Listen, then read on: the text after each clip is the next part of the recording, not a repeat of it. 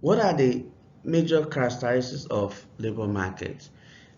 Firms that or organizations that make use of internal labor markets are usually monopolistic in nature.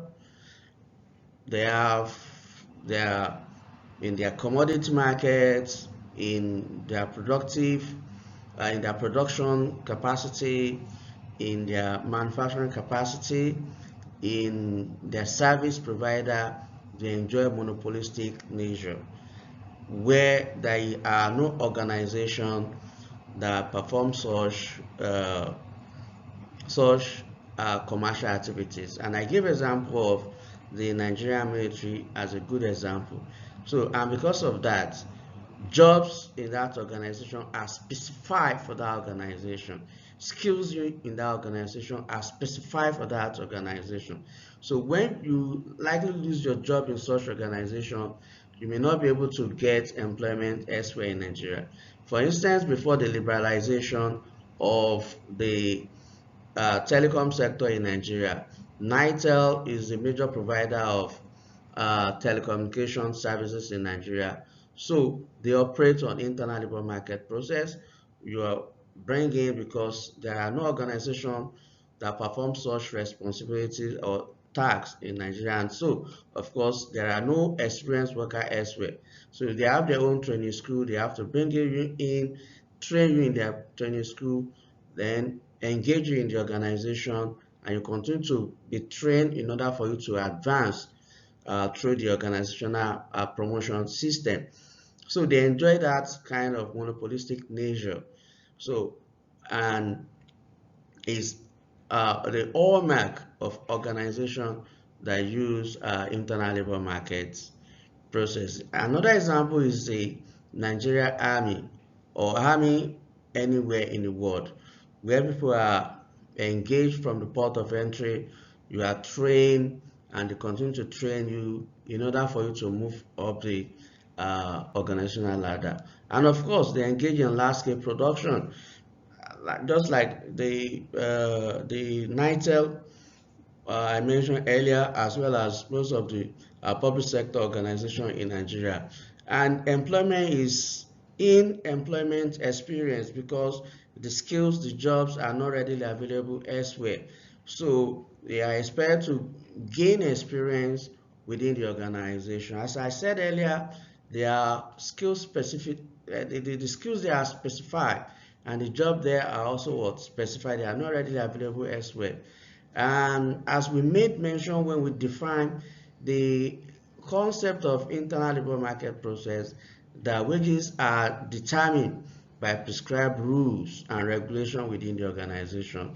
In an internal labor market process, customs are established because there is possibility for us to have a click and fashion. So they have their own custom, they have their own norms, they have their own culture that exist side by side with the culture of the organization. And of course, because of the fact that an internal labor market organization must avoid promoting people beyond their level of competency, so continuous training, especially for blue-collar workers, are usually emphasized. And of course, institution of seniority is always emphasized in promotion, in demotion, in exit process when there is need to downsize the number of workers in the organization. Seniority right is always in focus. For instance, they can decide to use the concept of LIFO, that last in first out, or they can decide to use the concept of FIFO, first in first out. It depends on the challenge, the threat the organization is facing at that point in time. But however, in any of the circumstances, instead of institutionalization of seniority right is always being paramount. And of course, they have the advantage of on-the-job training for their workers, while selection and continuous evaluation is conducted to ensure that people are promoted based on objective rationality. And of course, like I said earlier, to avoid people being promoted beyond their level of competency, advancement is usually done through rigorous training. The process and procedures in internal labor market are basically three. The first one is that recruitment and selection of workers are based on internal promotion system and seniority rights.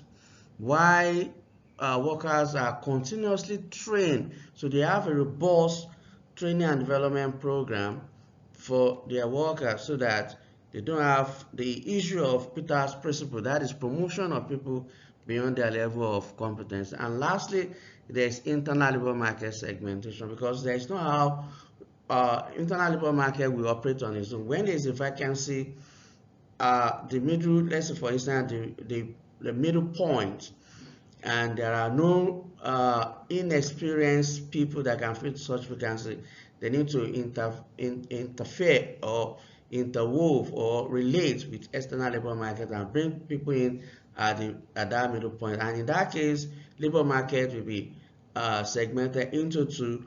You have those that come in through the port of entry, and you have the people that come in the midway. The people that come in through the midway, they have a staggered and stagnated promotion, while those that come into the port of entry, the normal internal labor market process, have a gradual and well-established promotion system.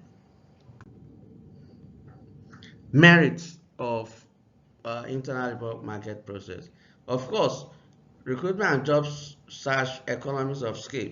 As a worker in the internal labor market organization, you enjoy job search economy because you look for employment opportunity, because advert is done within the organization, sourcing is done within the organization, so you enjoy that economy of scale. And recruitment, of course, it's also beneficial to the employers because they have readily an army of employees they can recruit and select from.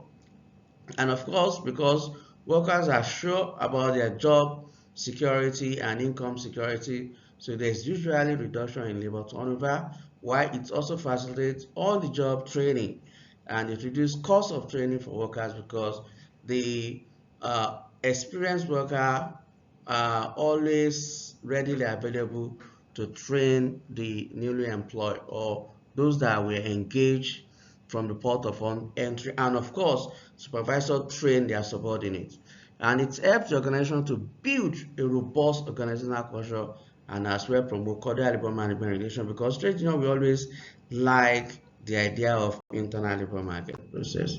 Now, what are the demerits of this process?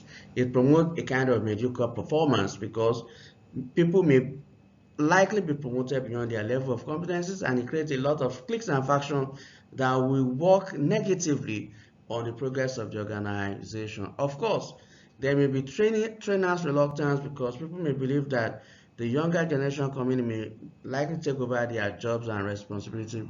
And of course, largely, it took away the concept of labor mobility from worker. And of course, the bargaining power of worker may be strongly affected. Marcus. What style can be deployed to break the powers of cliques and function is getting negative comments on the organization. I want to go through that and also expect the next slide. Subscribe to this YouTube channel. Thank you.